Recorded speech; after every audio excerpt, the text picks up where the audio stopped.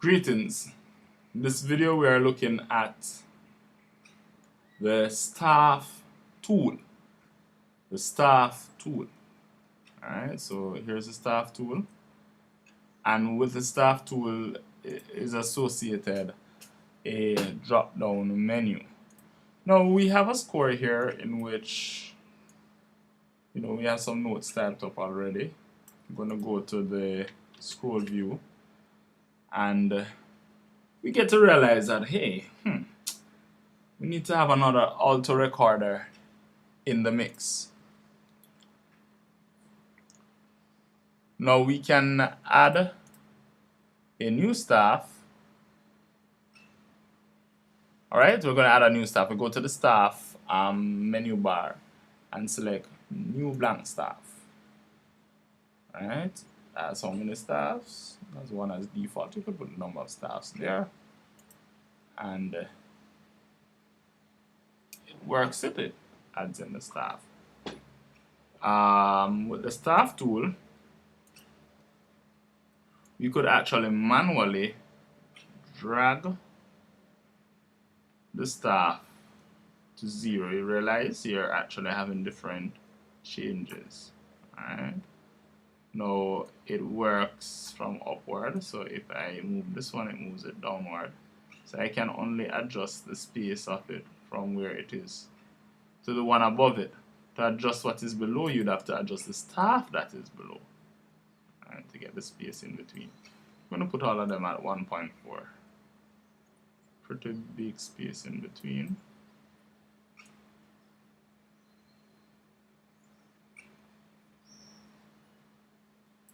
Good. So there it is. I need some more space. I'm using the ungrabber tool to give me some more space on the side. So I can continue doing what I have doing here. So we have our new staff. We can basically begin putting in notes and stuff like that. However, we would kind of want to have the soprano, the altos together, the tenor, because it's actually an alto clef that staff that we want to edit. Alright, so we're going to go to the staff usage.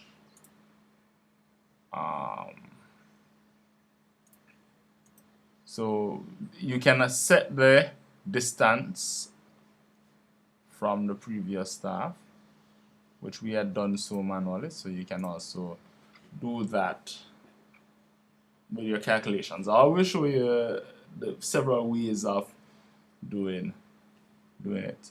You can also respace the staffs, right?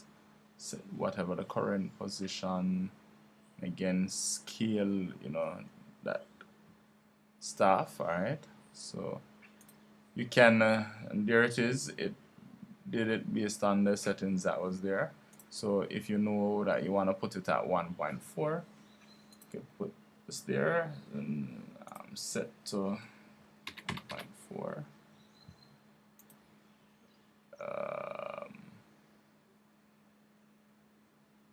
I was expecting that it would have respaced it. Well, I guess it did. Right. I guess it did according to what I set there, okay? So whatever the settings that it is that we want, it scales it accordingly. Alright, so that's the respacing of the staff. Now what I'm going to spend some time on is the staff attributes. Alright, look at the staff attributes. So you can decide what items to display. Right now the name in the parts, it's not being displayed. I'm going to put that to display. Well, we haven't set a name as yet, so it still won't display. Alright, so different types of nodes, set, display, resting, empty measures. All of these behaviors and appearances we can change from the staff attributes, and then you can go to the next staff and you can do the various changes that we would need to do. So whether you want to show the measure numbers or do not show measure numbers, which is what I'm possibly doing here, not showing measure numbers on these, you would go through and make your changes and apply them. Alright, so that's your staff attribute. So we'll come back to the staff styles in a short while. Now we're going to be editing the bracket, because we do have a bracket here, and the blue bracket here, and we want to include the new staff that we entered. Alright, so to say we're going from the soprano staff to the tenor, from the soprano recorder, sorry, to the tenor recorder. So we're going to let it go up onto staff 4, that's the bottom staff, and we're looking at all the measures. Alright, and we're drawing it through the staffs. Alright, that's what we want.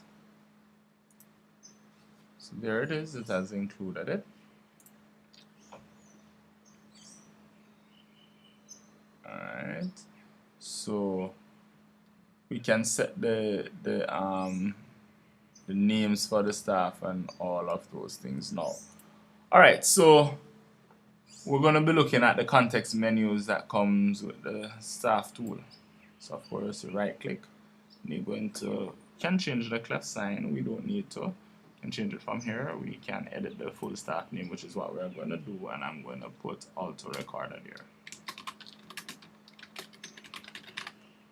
Alright, so then alto recorder appears. Alright, and you can set an abbreviation for it.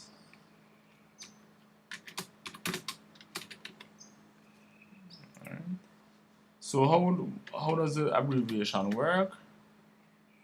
Alright, so AREC. Alright, so this is the one I set. So that's how the abbreviation works. It shows the full name on the first, it shows the abbreviation thereafter. Good. So that's the staff. That's the staff tool working there. And you can also get to the staff attributes from here, which is what we were discussing further. Now it is no more staff 4, but you can see it's alto staff. Okay.